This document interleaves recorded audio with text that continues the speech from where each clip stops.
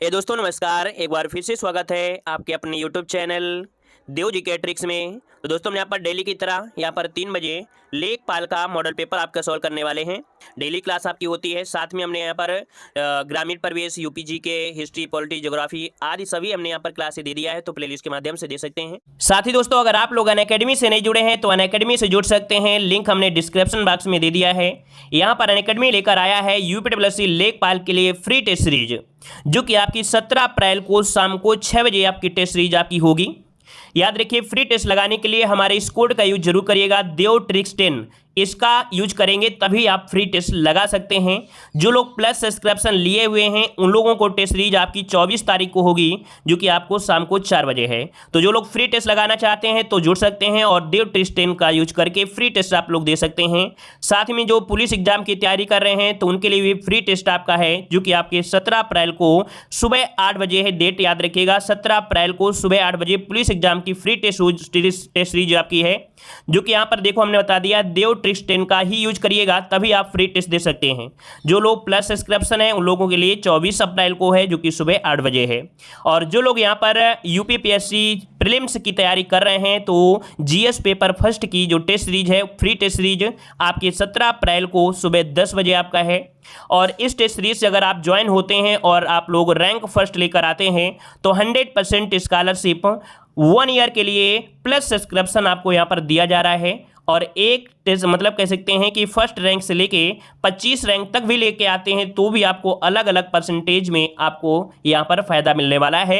तो इस test series से आप लोग जरूर जुड़िएगा, लेकिन हमने बता दिया है इस कोड का यूज जरूर करिएगा, देव ट्रिक्स 10 का यूज करके ही आप लोग फ्री टेस्ट दे सकते हैं। देख सकते हैं कि इंडिया का लार्जेस्ट लर्निंग प्लेटफॉर्म है और इस ऐप को डाउनलोड करने के लिए लिंक हमने डिस्क्रिप्शन बॉक्स में दे दिया है। सिंपल सा तरीका है कि अनअकैडमी का लर्निंग ऐप आप लोगों को डाउनलोड करना है, गेट स्टार्ट करना है, नंबर डालना है और इसके बाद आप अपनी कैटेगरी से जुड़ सकते हैं। जहां पर आपको कोर्स लेना है तो कोर्स ले सकते हैं, फ्री टेस्ट सीरीज आपको लगाना है तो फ्री टेस्ट भी आप लोग लगा सकते हैं। और जो लोग यहां पर कोई भी कोर्स लेना चाहते हैं तो उनके लिए काफ़ी यहां पर फायदे दिए गए हैं प्लस सब्सक्रिप्शन के लिए। यहाँ पर जब लाइव क्लास चल रही होती है तो उसमें जो डाउट होते हैं है ना, वो आपकी स्पेशल क्लास चलाई जाती है। जितना पढ़ाया जाता है स्टडी मटेरियल पीडीएफ फॉर्मेट में दिया जाता है। अनलिमिटेड क्विज भी आप लोग लगा सकते हैं। तो अनअकैडमी में बहुत अच्छे अच्छे फीचर आपके ऐड किए गए हैं, तो अनअकैडमी से जुड़िए और अपने पढ़ाई को आगे तक ले जा सकते हैं।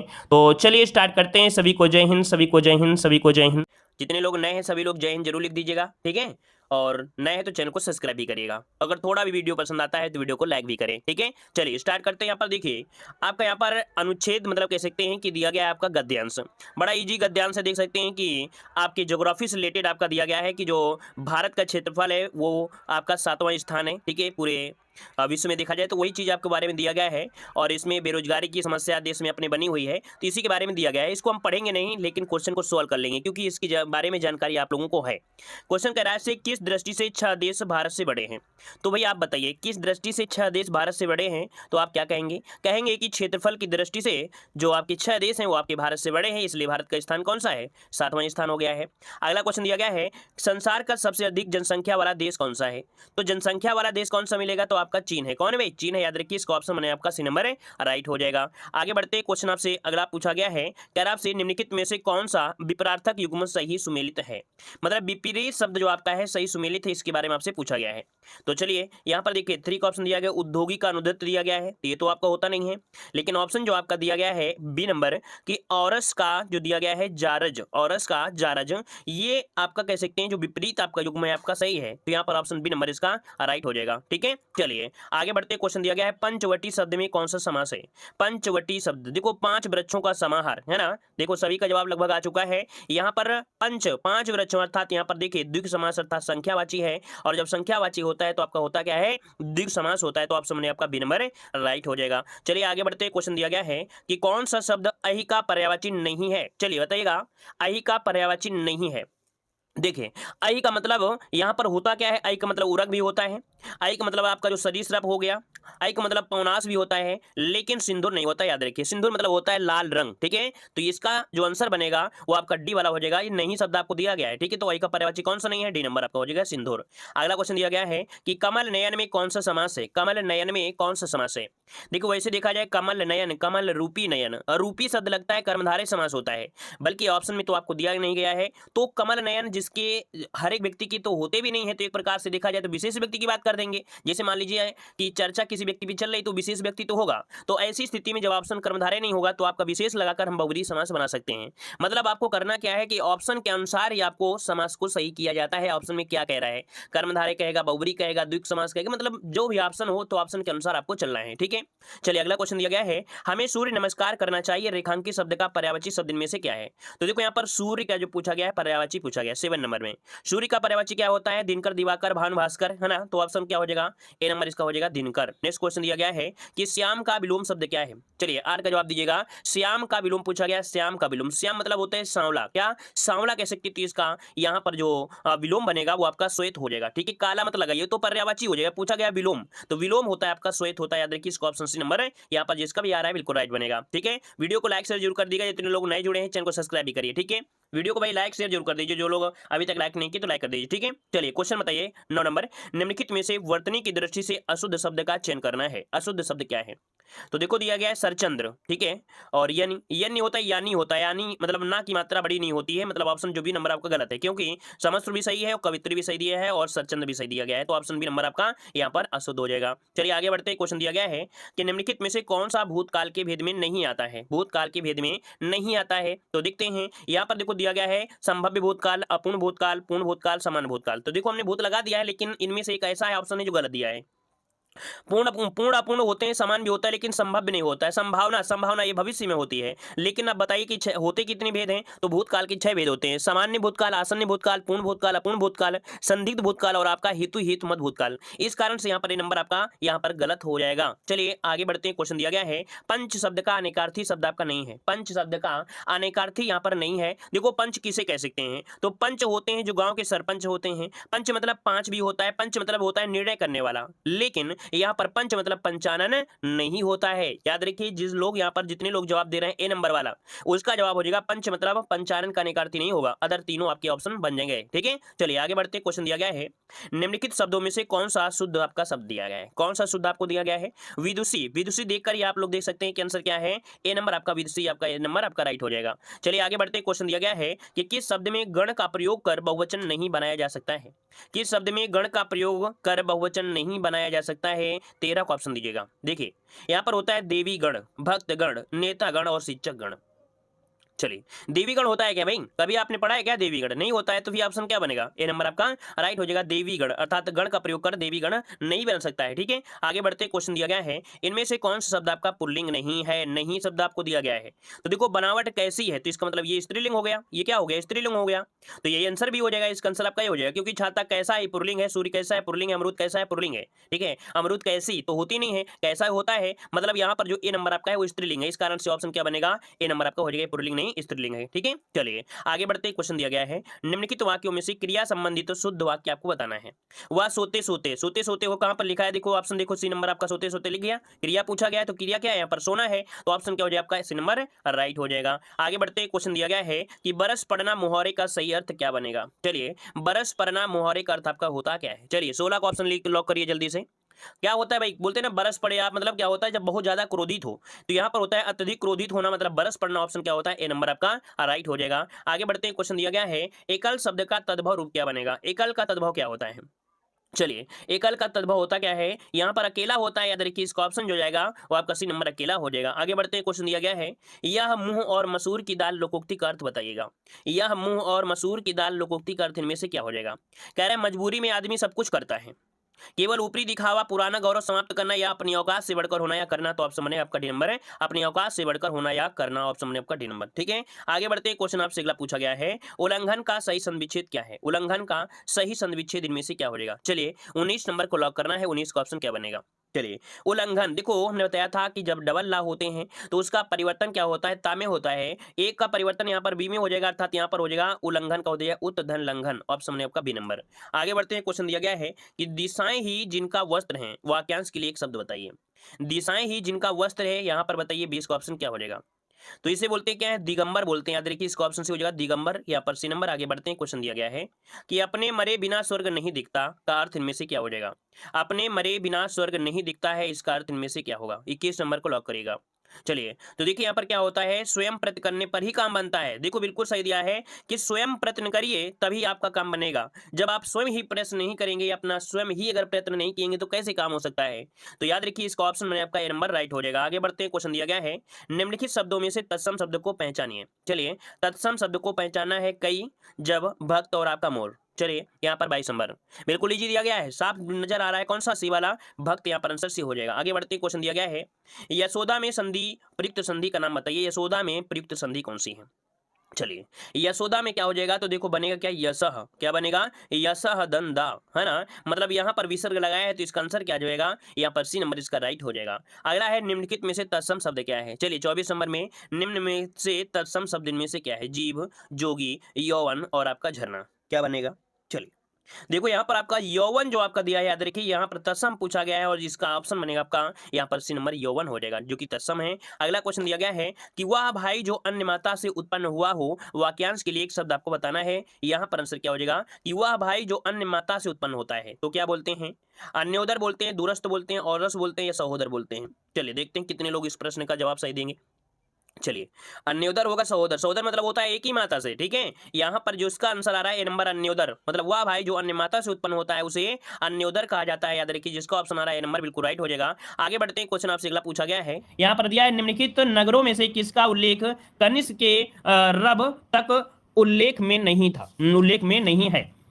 चलिए, देखो यहाँ पर एक शब्द दिया गया है रब तक। ये रब तक क्या है, एक अभिलेख है।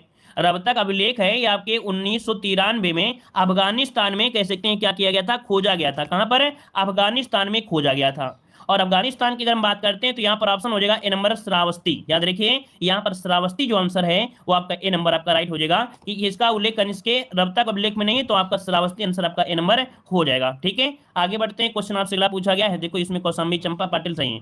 अगला क्वेश्चन आपसे अगला पूछा गया है, कह रहा आपसे निम्नलिखित सुल्तानों में से किसने गढ़मुक्तेश्वर की मस्जिद की दीवारों पर अपने शिलालेख में स्वयं को खलीफा का सहायक कहा था।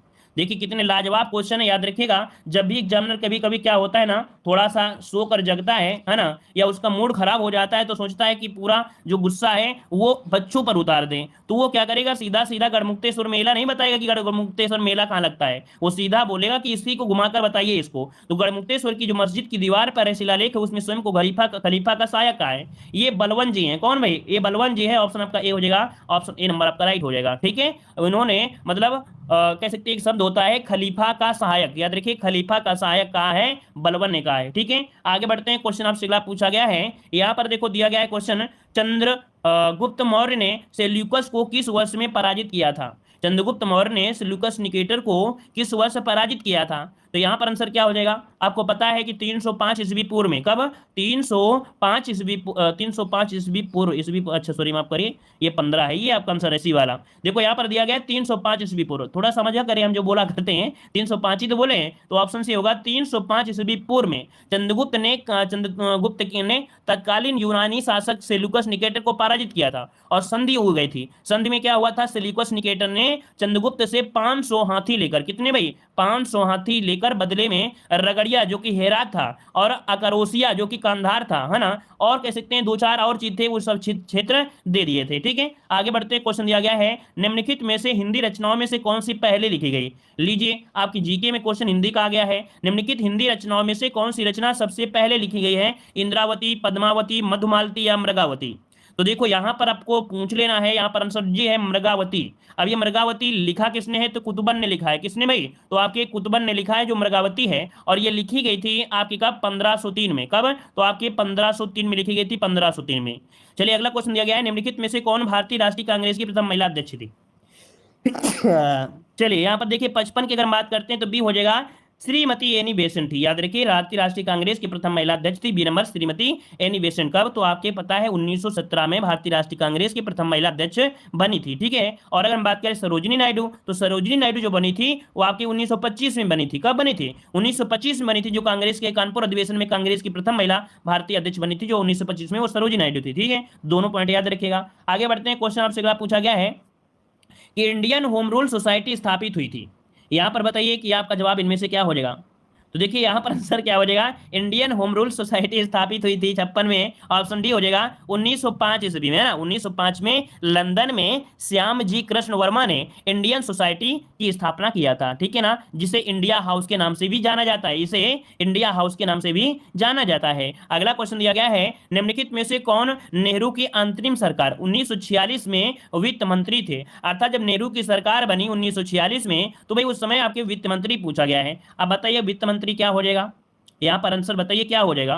तो देखिए आपका आंसर 57 नंबर का बनेगा, आपके लियाकत अली थे। क्या थे भाई? लियाकत अली आपका हो जाएगा। यहां पर लियाकत अली आपका आंसर राइट हो जाएगा। ठीक है, चलिए बताइए अगला क्वेश्चन, पुस्तक इंडिया विंस फ्रीडम के लेखक कौन है। यहां पर बताइए कि इसका आंसर क्या हो जाएगा। चलिए यहाँ पर पुस्तक इंडिया विंस फ्रीडम के जो लेखक है वो आपके कौन है। यहाँ पर आंसर आपका हो जाएगा, राइट आंसर 58 नंबर में यहाँ पर ये हो जाएगा, ये आपके विंस फ्रीडम ए के आजाद। क्या थे भाई? ए के आजाद मतलब अबुल कलाम आजाद। इसका ऑप्शन क्या होगा, यहाँ पर हो जाएगा ए के आजाद, अर्थात आपके अबुल कलाम आजाद इन्हीं को आ जाता है। ठीक है, आगे बढ़ते हैं, क्वेश्चन दिया गया है भारत की सबसे लंबी प्रायद्वीपीय नदी पूछा गया है। अब आप बताइए भारत की सबसे लंबी प्रायद्वीपीय नदी की अगर हम बात करते हैं तो आपका आंसर क्या हो जाएगा। प्रायद्वीपीय नगरी अगर हम बात करते हैं तो आप क्या जवाब देंगे, तो आप तुरंत कहेंगे कि सर इसका राइट आंसर हो जाएगा गोदावरी, है ना। इसे दक्षिण की गंगा के नाम से भी जाना जाता है। ठीक है, और आगे बढ़ते हैं, क्वेश्चन दिया है भारत की निम्नलिखित नदियों में से कौन हिमालय की सभी श्रेणियों को काटती है। यहां पर बताइएगा कि आपका राइट आंसर इनमें से क्या हो जाएगा। बताइएगा भारत की निम्नलिखित नदियों में से कौन हिमालय की सभी श्रेणियों को काटती है। यहाँ पर 60 नंबर में, तो 60 का ऑप्शन हो जाएगा सतलुज नदी है। देखिए सतलुज नदी मानसरोवर के कहां से निकलती है, राकास्ताल से निकलती है। ठीक है ना, और ये सभी श्रेणियों से होती हुई निकलती है। यहाँ पर आंसर आपका बी नंबर राइट हो जाएगा। ठीक है, आगे बढ़ते हैं, क्वेश्चन आपसे दिया गया है कि झरिया कोयला क्षेत्र निम्नलिखित राज्यों में से किसमें आपका अवस्थित है। झरिया पूछा गया है, हमने झरिया आपको बताया भी है ना। तो यहाँ पर देखिए आपका आंसर क्या हो जाएगा 61 नंबर में, यहाँ पर हो जाएगा झारखंड, जो आपका हमने बताया था धनबाद जिला। याद रखिए झारखंड, जो ऑप्शन बी हो जाएगा, झारखंड धनबाद जिला है ना। तो ऑप्शन क्या हो जाएगा आपका सी नंबर यहाँ पर राइट हो जाएगा। क्लियर हो गया। आगे बढ़ते हैं, क्वेश्चन आपसे अगला पूछा गया है, निम्नलिखित देशों में से कौन मध्य अमेरिका में स्थित नहीं है। मध्य अमेरिका में स्थित नहीं है 62 नंबर में, ऑप्शन क्या बनेगा। तो याद रखिएगा ये आपका सियरा लियोन। ठीक है, कौन आपका है, सियरा लियोन, ये आपके मध्य अमेरिका में आपका नहीं है। ऑप्शन बी नंबर इसका राइट हो जाएगा। ठीक है, आगे बढ़ते हैं, क्वेश्चन आपसे अगला पूछा गया है, निम्नलिखित में से कौन झील सुमेलित नहीं। यहाँ पर देखो दिया गया है कौन सुमेलित नहीं है। तो चलिए हम लोग सुमेलित कर लेते हैं, सुमेलित है कि नहीं है 63 वाले में। तो देखो यहाँ पर टिटकाका झील आपका दिया है, बोलिविया और पेरू के पास में है ना, दक्षिण अमेरिका में। उर्मिला झील दिया गया है, ईरान में दिया गया है ना, ये भी आपका यहाँ पर सही है। यहाँ पर दिया रेंडियर झील कह रहा है आपके रूस में है। तो भाई रेंडियर झील आपके कनाडा में है। कहां पर भाई? कनाडा में है, और मीठे पानी की झील भी है, मतलब ऑप्शन सी नंबर आपका सुमेलित नहीं था। और वहीं पर यथाभास्कर झील आपके कनाडा में है, तो इसका ऑप्शन सी हो जाएगा, ये आपका सुमेलित नहीं है, ये कनाडा में है। अगला है, निम्नलिखित महाद्वीपों में से किसका सन 2011 में जनसंख्या का घनत्व सबसे आपका कम था। ये बताइएगा महाद्वीपों में से किसका सन 2011 में जनसंख्या का घनत्व जो आपका था कम था। ये है आपके दक्षिण अमेरिका का। ठीक है, कहां का? दक्षिण अमेरिका का। तो ऑप्शन क्या हो जाएगा 64 में, ए नंबर आपका हो जाएगा। अगला है, वर्ष 2011 की जनगणना के अनुसार भारत के निम्नलिखित राज्यों में से किसमें जनसंख्या का घनत्व आपका उच्चतम है। अगर ये पूछे, उच्चतम पूछ ले, है ना, ये भारत की बात किया है, वो पहले पूरे कह सकते हैं एशिया की बात किया था। अब यहाँ पर बताइए कि क्या हो जाएगा, घनत्व जो आपका सबसे उच्चतम है कहाँ का है।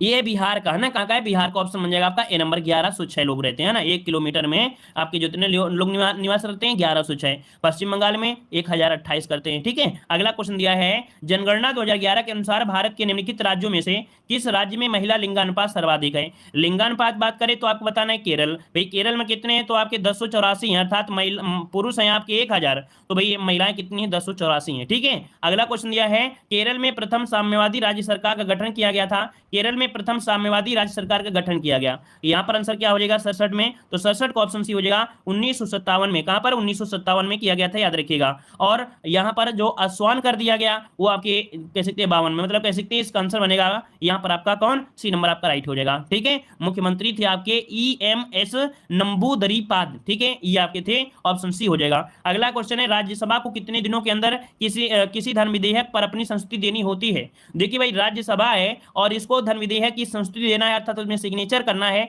या उसके बारे में कुछ भी बोलना है, तो कितने दिनों के लिए मौका दिया जाता है? इनके पास 14 दिनों को मौका दिया जाता है। जो भी करना हो 14 दिनों तक रोक लीजिए, अगर अधिकतम रोकोगे तो कोई मतलब भी नहीं रहेगा और पास भी हो जाएगा। अगला क्वेश्चन दिया गया, निम्नलिखित में से कौन सी दो दल वाली तिलहनी फसल आपकी है? कौन सी दो दल वाली तिलहनी फसल है यहाँ पर उत्तर नंबर में? तो ये मूंगफली होती है। कौन सी भाई? मूंगफली होती है, दो दल वाली तिलहनी फसल बोलते हैं, ऑप्शन सी हो जाएगा। अगला क्वेश्चन दिया गया है, राष्ट्रीय केला अनुसंधान केंद्र कहां पर है? राष्ट्रीय केला अनुसंधान केंद्र कहां पर है? तो ये आपका पड़ता है कहां पर? ये पड़ता है आपके तमिलनाडु में। और तमिलनाडु की अगर बात करते हैं तो एक जगह पड़ती है त्रिची। क्या पड़ता है? त्रिची। तो आंसर आपका ए नंबर हो जाएगा, राष्ट्रीय केला अनुसंधान संस्थान त्रिची, त्रिची जो कि आपके तमिलनाडु में है। अगला क्वेश्चन आपसे यहाँ पर दिया गया है कि शीलाधर मृदा विज्ञान संस्थान कहां पर स्थित है? चलिए इसका जवाब दीजिए। इसका राइट आंसर आपका क्या हो जाएगा? शीलाधर मृदा विज्ञान संस्थान कहां स्थित है? चलिए ऑप्शन यहाँ पर देख सकते हैं, ऑप्शन आ रहा है यहाँ पर बी नंबर, इलाहाबाद। देखिए इसका आंसर हो जाएगा बी नंबर, आपके इलाहाबाद अर्थात आपके प्रयागराज में है। ये क्या करता है? मृदा संबंधी शोध की दिशा में स्थापित एक संस्थान है। ठीक है ना, क्लियर है? आगे बढ़ते हैं, क्वेश्चन दिया गया है यहाँ पर है, उत्तर प्रदेश का एकमात्र मुक्त विश्वविद्यालय अवस्थित है। चलिए, उत्तर प्रदेश का एकमात्र मुक्त विश्वविद्यालय जो आपका है वो कौन सा है? राजेश टंडन मुक्त विद्यालय, जो कि इलाहाबाद में है ना, ऑप्शन सी हो जाएगा, राजेश पुरुषोत्तम दास टंडन, है ना। तो यहाँ पर आंसर क्या हो जाएगा? सी नंबर आपका राइट हो जाएगा। आगे बढ़ते हैं, ये फाफा मऊ नाम सुना है आपने? फाफा मऊ वहीं पर है, इलाहाबाद में। अगला क्वेश्चन आपसे यहाँ पर दिया गया है, कह रहा आपसे, उत्तर प्रदेश में दिया सलाई उद्योग का प्रमुख केंद्र कौन सा है? उत्तर प्रदेश में दिया सलाई उद्योग का प्रमुख केंद्र पूछा गया है यहाँ पर 73 नंबर में। तो आंसर क्या हो जाएगा? तो देखो, दिया सलाई होती, हमने बताया था, अगर दिया सलाई क्या होती है जानते हो ना? माचिस। और अगर माचिस जलाओगे तो बर जाएगा। बरना मतलब क्या होता है? बरेली। तो याद रखिए, दिया सलाई बरेली हो जाएगा। ठीक है, अगला क्वेश्चन दिया गया है, उत्तर प्रदेश के प्रथम राज्यपाल पूछा गया है। और उत्तर प्रदेश के प्रथम राज्यपाल अगर हम बात करते हैं तो भाई आप लोग तुरंत बता सकते हैं कि सरोजिनी नायडू थी। अब यहाँ पर आंसर लगाइए आप लोग, सरोजिनी नायडू, ऑप्शन बनेगा यहाँ पर सी नंबर। आगे बढ़ते हैं, क्वेश्चन आपसे दिया गया है, निम्न में से किस नगर में नगर निगम आपका नहीं है? आप बताइए 75 नंबर में क्या हो जाएगा? किस नगर में नगर निगम आपका नहीं है? तो यहां पर अलीगढ़, मुरादाबाद, सहारनपुर, इन चारों जगह में हो गया है अब, है ना। अब नगर निगम जो है वो आपकी चारों जगह में हो गया, अर्थात अलीगढ़ में भी है, मुरादाबाद में, सहारनपुर में और फैजाबाद में है। मतलब कह सकते हैं कि इस समय अब देखा जाए नगर निगम आपके सभी जगह है। भाई अयोध्या में भी तो है कि नहीं है? फैजाबाद भी अयोध्या नगर निगम में है। अब आपका वो खत्म हो गया जमाना, यहाँ पर अब चारों में है। अयोध्या देखो, नगर निगम जो बना था फैजाबाद, उसी के साथ मथुरा बना था। मथुरा और आगे जो आपका था फैजाबाद, ये साथ में नगर निगम इनको घोषित किया गया था, है ना। तो आपके इसका मतलब है चारों जगह आपके नगर निगम है। तो याद रखिए, आप क्वेश्चन जो क्या है अपडेट हो गया है। ठीक है ना, याद रहेगा। चलिए आगे बढ़ते, क्वेश्चन दिया गया है, यहाँ पर दिया गया है, हाँ, वो शाहजहांपुर जो है वो 17वां है। ठीक है, शाहजहांपुर के पहले वो बन गया था। अगला क्वेश्चन दिया गया है कि कृषि में युग्म पैदावार का आशय क्या उगाने से होता है? कृषि में युग्म पैदावार का आशय क्या उगाने से होता है? क्या उगाना मतलब क्या होता है कि एक ही साथ दो फसल बो दीजिए, एक ही साथ दो फसल बो दीजिए, तो यहाँ पर युग्म पैदावार कहा जाता है। इसे क्लियर हो गया है। अगला क्वेश्चन आपसे यहाँ पर दिया गया है कि गाँव में भी खेतों तथा छोटे कारखानों में बालक बालिका श्रमिक की भांति काम करते हैं। वयस्क होने पर इसका क्या परिणाम होता है? वयस्क होने पर इसका क्या परिणाम होता है? अब यहाँ पर आंसर क्या हो जाएगा भाई? तो यहाँ पर कह सकते हैं 77 का ऑप्शन बनेगा।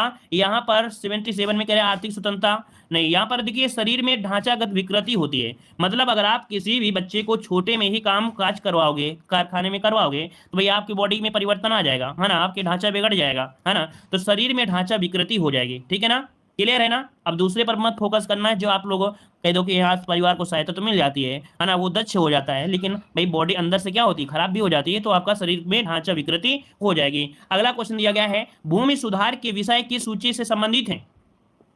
भूमि सुधार जो है ये किस सूची से संबंधित है? यहाँ पर आंसर दीजिएगा। तो देखिए, चकबंदी से संबंधित है, मतलब आपका आंसर यहाँ पर क्या हो जाएगा? ये राज्य सूची से, ऑप्शन सी हो जाएगा, राज्य सूची से हो जाएगा। ठीक है, क्लियर है। ये क्वेश्चन आपका पूछा जा सकता है। आगे बढ़ते हैं, क्वेश्चन आपसे अगला पूछा गया है, कर आपसे, उत्तर प्रदेश के कृषि संस्थानों ने उन्नत बीजों को तैयार किया है।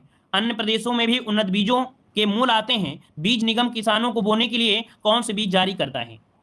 मतलब जो आपका बीज निगम किसानों को बोने के लिए कौन से बीज जारी करेगा? तो यहाँ पर हम लोग कह सकते हैं कि प्रमाणीकृत बोलते हैं इनको, बोलते हैं ना कि आपसे बोलते थे ना उसमें आईएसओ प्रमाणित कर देते हैं, तो आईएसओ प्रमाणित कर देते हैं मतलब होता है प्रमाणीकृत बीज बोने के लिए आपसे बढ़ावा दिया जाएगा। तो ऑप्शन क्या हो जाएगा आपका? डी नंबर आपका हो जाएगा। आगे बढ़ते हैं, क्वेश्चन आपसे अगला पूछा गया है कि जिला ग्राम विकास अधिकारी का कार्य है, जिला ग्राम विकास अधिकारी का कार्य क्या होता है? 80 नंबर का जवाब दीजिएगा। तो देखिए यहां पर आंसर क्या बनेगा भाई? तो आप आंसर यहां पर देखो, जिला की बात किया गया है, ग्राम विकास ग्राम पंचायत अधिकारी नहीं है, ये जिला ग्राम विकास अधिकारी। तो इसका काम होता है कौन सा? 80 का ऑप्शन बनेगा डी, मतलब ग्रामीण विकास के लिए योजनाएं बनाना, शासन से प्राप्त अनुदान का ग्राम पंचायतों में आवंटन करना, विकास परियोजनाओं का अनुमोदन करना। मतलब ऑप्शन यहाँ पर आपका डी नंबर यहाँ पर राइट हो जाएगा। क्लियर है? आगे बढ़ते हैं, क्वेश्चन आपसे अगला पूछा गया है कि कमर्शियल बैंक एवं क्षेत्रीय ग्रामीण बैंकों के लिए क्रेडिट कार्ड योजना किस वर्ष से शुरू की गई थी? कमर्शियल बैंक और क्षेत्रीय ग्रामीण किसानों के लिए क्रेडिट कार्ड योजना ये कब शुरू की गई थी भाई? यहाँ पर जवाब दीजिएगा, क्रेडिट कार्ड योजना पूछा गया है। और यहाँ पर आपका 81 नंबर की अगर हम बात करते हैं तो आंसर सी हो जाएगा 1998, इसका राइट आंसर हो जाएगा 1928। आगे बढ़ते हैं, क्वेश्चन आपसे अगला पूछा गया है, मनरेगा में अकुशल मजदूरों के लिए कौन निधि प्रदान करता है? यहां पर दिया ग्रामीण स्तर पर मनरेगा के तहत कार्यान्वयन एजेंसी कौन सी है? ग्रामीण स्तर पर मनरेगा के तहत कार्यान्वयन एजेंसी आपकी कौन सी है? चलिए यहां पर आंसर आपका 83 नंबर में, तो 83 की अगर हम बात करते हैं तो यहां पर आंसर हो जाएगा आपका सी नंबर, ये है आपका ग्राम पंचायत। मतलब ग्रामीण स्तर पर मनरेगा के तहत कार्यान्वयन एजेंसी को कहा है, वो आपका ग्राम पंचायत हो जाएगा। आगे बढ़ते हैं, क्वेश्चन आपसे अगला पूछा गया है कि मनरेगा में सोशल ऑडिट कब किया जाता है? यहां पर आपसे पूछा गया है, कह रहा आपसे मनरेगा में सोशल ऑडिट कब किया जाता है, आपसे पूछा गया है। ठीक है, तो चलिए आपका आंसर इनमें से क्या हो जाएगा? यहां पर आंसर आपका राइट हो जाएगा 84 नंबर में, आंसर बनेगा बी नंबर, 6 माह पर। कितने में? 6 माह पर होता है, 6 माह पर होता है। क्वेश्चन दिया है, मंडल पंचायतों की सिफारिश की गई थी, मंडल पंचायतों की सिफारिश की गई थी ये अशोक मेहता समिति के द्वारा, किसके द्वारा? अशोक मेहता समिति के द्वारा। तो ऑप्शन आपका ए नंबर आपका राइट हो जाएगा। अगला क्वेश्चन दिया गया है कि ग्राम की आय का स्रोत निम्नलिखित में से कौन सा है? ग्राम की आय का जो स्रोत है वो आपका कौन सा स्रोत हो सकता है? तो भैया दिया व्यवसायिक कर, आय कर, विक्रय कर और आपका लेवी ड्यूटी, इसे आपका होता है लेवी ड्यूटी से कहते हैं, इसका आंसर बनेगा आपका ए नंबर। अगला क्वेश्चन दिया है, पंचायती राज प्रणाली को अपनाया गया था, जो पंचायती राज प्रणाली है इसको अपनाया गया था, तो यहां पर आंसर हो जाए क्या? तो लोकतंत्र की शक्ति का विकेंद्रीकरण करने के लिए। भाई गांधी जी ने कैसा सपना देखा था? गांधी जी ने जो सपना देखा था वो लोकतंत्र विकेंद्रीकरण पर फोकस किया था, तो यहां पर आंसर क्या होगा? बी नंबर आपका राइट हो जाएगा। ठीक है, अगला क्वेश्चन आपसे दिया गया है, कह रहा है किस स्तर पर पंचायत समिति एक पंचायती राज संरचना संचालित करती है? कह रहा है किस स्तर पर पंचायत समिति एक पंचायती राज संरचना संचालित करती है? इसका आंसर क्या हो जाएगा? इसका आंसर आपका हो जाएगा 88 नंबर में, आपका सी हो जाएगा ब्लॉक स्तर पर। याद रखिए किस स्तर पर पंचायत समिति एक पंचायती राज संरचना संचालित करती है, तो आपका हो जाएगा ब्लॉक स्तर पर। क्या होती है? ब्लॉक स्तर पर होता है। ठीक है, अगला क्वेश्चन दिया है, ग्राम सभा में होते हैं, ग्राम सभा में होते हैं, इसका आंसर बताइए, ग्राम सभा में होते हैं, कौन होते हैं ग्राम सभा में?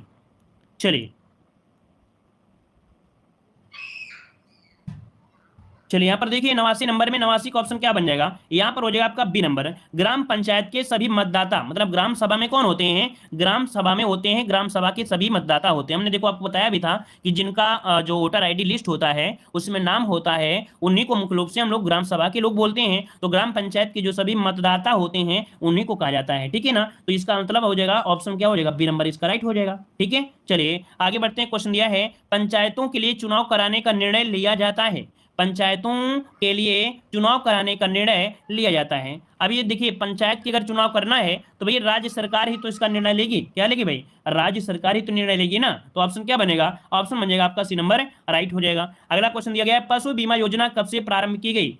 पशु बीमा योजना कब से लागू की गई? यहां पर आंसर क्या हो जाएगा? चलिए तो देखिए आपका पशु बीमा योजना 91 का आंसर हो जाएगा डी नंबर आपके 1995। क्या हो जाएगा? 1995 से प्रारंभ की गई थी, तो ऑप्शन बनेगा यहाँ पर आपका डी नंबर हो जाएगा। ठीक है, आगे बढ़ते हैं। क्वेश्चन आपसे अगला पूछा गया है कि भारत में सार्वजनिक वितरण प्रणाली की व्यवस्था की शुरुआत की गई, ये कब से की गई थी? भारत में सार्वजनिक वितरण प्रणाली की व्यवस्था की शुरुआत कब से की गई? तो इसका राइट आंसर हो जाएगा कौन सा? यहाँ पर सी नंबर 1950 से। कब से की गई भाई? 1950 से की गई थी, याद रखिएगा 1950 से हो जाएगा। ठीक है, आगे बढ़ते क्वेश्चन दिया गया है, यहाँ पर देखो दिया mid day meal. Mid day meal scheme कक्षा में 1 से 5 तक के स्कूली बच्चों के लिए 15 अगस्त 1995 को शुरू की गई थी। बाद में इसे भारत सरकार ने यह निर्णय लिया कि इसे कक्षा 6 से 8 तक के उच्च प्राइमरी स्तर छात्रों के लिए बढ़ा दिया गया है। ये जो बढ़ाया गया, ये कब से बढ़ाया गया? तो देखिए 93 का ऑप्शन हो जाएगा 2007 से। कब से? 2007 से। तो ऑप्शन बनेगा यहाँ पर, ये नंबर आपका राइट हो जाएगा। ठीक है ना? याद रखिए 95 में स्टार्ट किया गया और सबसे पहले स्कीम को 2000 से अधिक ब्लॉकों में लागू किया गया था। बाद में स्कीम धीरे धीरे क्या हुआ, आगे बढ़ती रही। तो ऑप्शन क्या हो जाएगा? ए नंबर आपका हो जाएगा, 13 सितंबर 2007। अगला क्वेश्चन यहाँ पर दिया गया है, उत्तर प्रदेश में सरसों की कृषि किस मौसम की उपज है? उत्तर प्रदेश में सरसों की कृषि किस मौसम में, सरसों जो की जाती है, सरसों जो होती है, ये कौन सी फसल की है? देखो हमने बताया था सरसों ये बोई जाती है आपकी कब? जब सर्दी होती है। सर्दी किसे लगती है? रवि को। तो रवि का आंसर हो जाएगा ए नंबर, रवि हो जाएगा। ठीक है ना? क्लियर हो गया? आगे बढ़ते हैं। क्वेश्चन दिया गया है यहाँ पर, देखो दिया गया है, मूल्य स्थिरीकरण कोष की स्थापना का अनुमोदन किन फसलों के लिए किया जाता है? चलिए, मूल्य स्थिरीकरण कोष एमएसपी जो होता है किन फसलों के लिए यहाँ पर हो जाएगा? मूल्य स्थिरीकरण कोष। अच्छा, कोष की बात कर रहा है तो ये हो जाएगा आपके चाय, कॉफी, रबड़, तंबाकू के लिए। तो यहाँ पर याद रखिए चाय, कॉफी, रबड़ और आपका तंबाकू, क्योंकि इसमें मूंगफली ऐड है, यहाँ पर आम ऐड है ना, और यहाँ पर क्या हो जाएगा भाई? यहाँ पर बाजरा है, लेकिन इसका आंसर आपका ए नंबर हो जाएगा। ठीक है, आगे बढ़ते हैं। मतलब इनमें क्या होता है, हमने एक पॉइंट पढ़ाया था, शायद किसमें पढ़ाया था, कि जो चाय, कॉफी, इनमें क्या होता है, जो भाव होता है, रेट होता है, तो उतार चढ़ाव होता रहता है। क्या होता है? उतार चढ़ाव, कभी ज्यादा कभी कम, कभी ज्यादा कभी कम। तो उसके मूल्य को स्थिरीकरण करने के लिए है। तो चाय, कॉफी, रबड़, तंबाकू वाला ही ऑप्शन इसका राइट हो जाएगा। ठीक है, वो एमएसपी शब्द आपका चीज अलग होता है, एमएसपी जो आपका शब्द होगा अलग हो गया, लेकिन इनके लिए जो आपका है एक स्थिर कोर्स का किया गया था। ठीक है, तो इसका आंसर हो जाएगा ए नंबर हो जाएगा। अगला क्वेश्चन आपसे दिया गया है, निम्नलिखित में से किस फसल का उत्तर प्रदेश भारत में सर्वप्रथम उत्पादन है? अब यहाँ पर सर्वप्रथम उत्पादक देखा जाए किसका करता है, तो यहाँ पर आपका गेहूं हो जाएगा, उत्तर प्रदेश में डी नंबर हो जाएगा। अगला क्वेश्चन दिया गया है, यहाँ पर देखो दिया गया है, मृदा के बिना जन माध्यम में पौधों की वृद्धि एवं विकास की पद्धति कहलाती है। देखो यहाँ पर जन नहीं होगा, यहाँ पर जल होगा। क्या होगा? जल होगा। मृदा के बिना जल माध्यम में पौधों की वृद्धि एवं विकास की पद्धति क्या कहलाती है? तो जल को बोलते हैं हम लोग हाइड्रो। क्या बोलते हैं? हाइड्रो। और पौधों को जो ये विधि होती है उसे पोनिक्स बोलते हैं, मतलब इसे बोलते हैं हाइड्रोपोनिक्स बोल देते हैं ना। हाइड्रोपोनिक्स खेती का एक आधुनिक तरीका है जिसमें नियंत्रित जलवायु में बिना मिट्टी के पौधे उगाए जाते हैं, है ना। मतलब इस पद्धति में मिट्टी के बजाय सिर्फ पानी या फिर बालू या कंकड़ों के बीच पौधों की खेती कर दी जाती है। इसे हाइड्रोपोनिक्स कह देते हैं। ऑप्शन बी होगा। अगला क्वेश्चन दिया है आंवला उत्पादन, तो आंवला उत्पादन क्या हो जाएगा? तो 98 का ऑप्शन बनेगा आपका बी नंबर, यहाँ पर हो जाएगा प्रतापगढ़, हो जाएगा बी नंबर। अगला क्वेश्चन दिया गया है, निम्नलिखित में से किस स्थान का दशहरी आम विश्व प्रसिद्ध है? तो भाई 99 की अगर हम बात करते हैं तो आपका आंसर क्या हो जाएगा? यहाँ पर आंसर हो जाएगा आपका डी नंबर, मलिहाबाद, जो कि लखनऊ है। अगला क्वेश्चन आपसे यहाँ पर दिया गया है, international crop research institute for the semi arid topics कहाँ पर स्थित है? चलिए इसका जवाब दीजिए। International crop research institute for the semi arid tropics, ये कहां पर स्थित है?